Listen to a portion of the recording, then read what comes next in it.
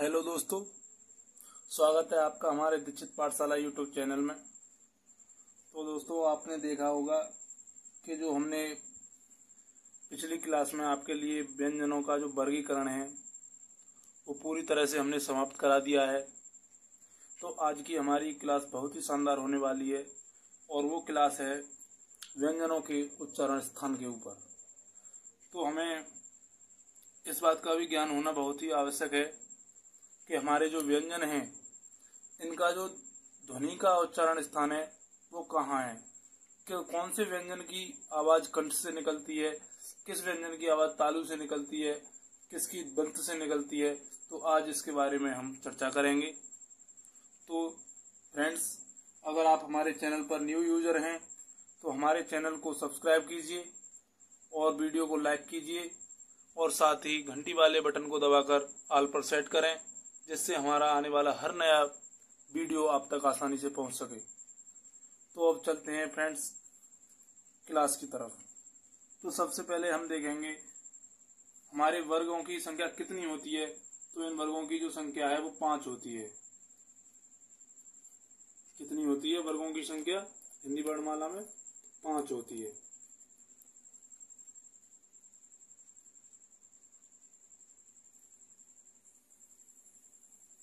वर्गों की संख्या कितनी होती है? 5। तो सबसे पहले हमारा कौन सा वर्ग आता है? सबसे पहले आता है हमारा क वर्ग। तो ये जो हमारा क वर्ग होता है इसका ध्वनि का उच्चारण स्थान कंठ होता है।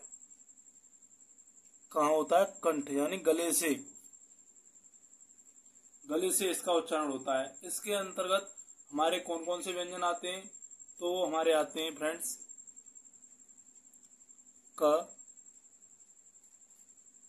ख, ग, घ और अण। ये हमारे 5 व्यंजन का वर्ग के अंतर्गत आते हैं। तथा अब अगला जो हमारा वर्ग है वो है च वर्ग। क्या है? च वर्ग। तो अब च वर्ग में इसका जो ध्वनि का उच्चारण स्थान है वो है तालु। कहाँ है? तालु। तो इसमें कौन कौन से होते हैं? तो इसमें हमारे आते हैं च, छ,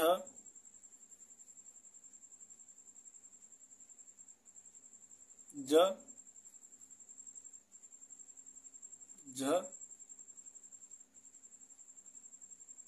अण। अब हमारा इसके बाद जो तीसरा वर्ग आता है वो आता है हमारा ट वर्ग। तो ये जो वर्ग हैं और उच्चारण स्थान है इसकी हमें आवश्यकता इसलिए भी पड़ेगी क्योंकि हमने आपके लिए पिछली क्लास में बताया, जैसे हमने आपके लिए प्राणवायु के आधार पर व्यंजनों का वर्गीकरण बताया। तो उसमें हमने आपके लिए बताया कि ये प्राणवायु के आधार पर 2 प्रकार के होते हैं, अल्प प्राण और महाप्राण। तो अल्प प्राण में हमने बताया कि उच्चारण में इनके उच्चारण में मुख से वायु कम निकलती है तथा प्रत्येक वर्ग का पहला, तीसरा और 5वां वर्ण, जब हमको यही पता नहीं होगा कि कौन सा वर्ण है और कौन कौन से इनमें अक्षर आते हैं, कौन कौन से वर्ण आते हैं हमारे, तो फिर हम ऐसे पता कैसे लगाएंगे। तो इस वजह से हमारे लिए वर्ग का भी पता होना अति आवश्यक है तथा इनके उच्चारण स्थान के बारे में भी जानकारी होना बहुत ही जरूरी है। तो ये जो हमारा ट वर्ग है इसका उच्चारण मूर्धन्य से किया जाता है, यानी मसूड़ों से। जीव, जो हमारी जीव है वो मसूड़ों से टकराती है इनके उच्चारण को करते समय। तो इनका कहाँ है? मूर्धन्य।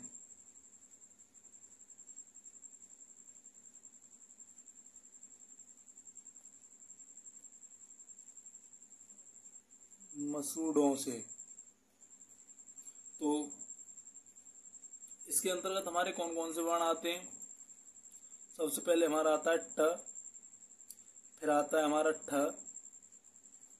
फिर आता है हमारा ड, इसमें हमारा ये भी आ जाता है। इसके लिए भी हम आपके लिए बताएंगे कि ये कहाँ से आया है, जो विदेशी है इसे भी बताएंगे।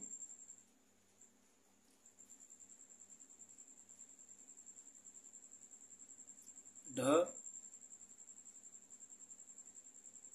और ये आता है हमारा ण।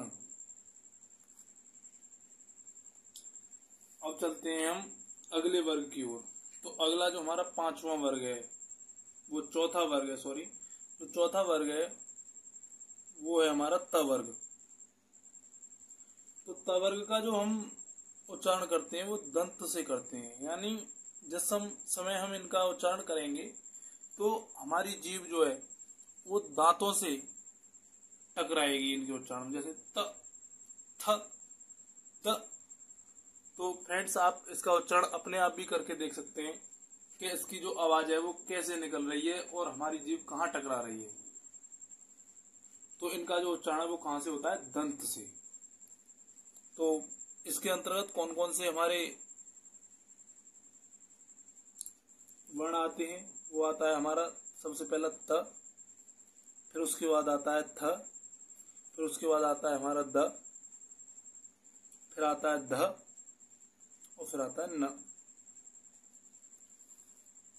अब हमारा फ्रेंड्स अगला जो है, जो लास्ट वर्ग है, वो है हमारा प वर्ग।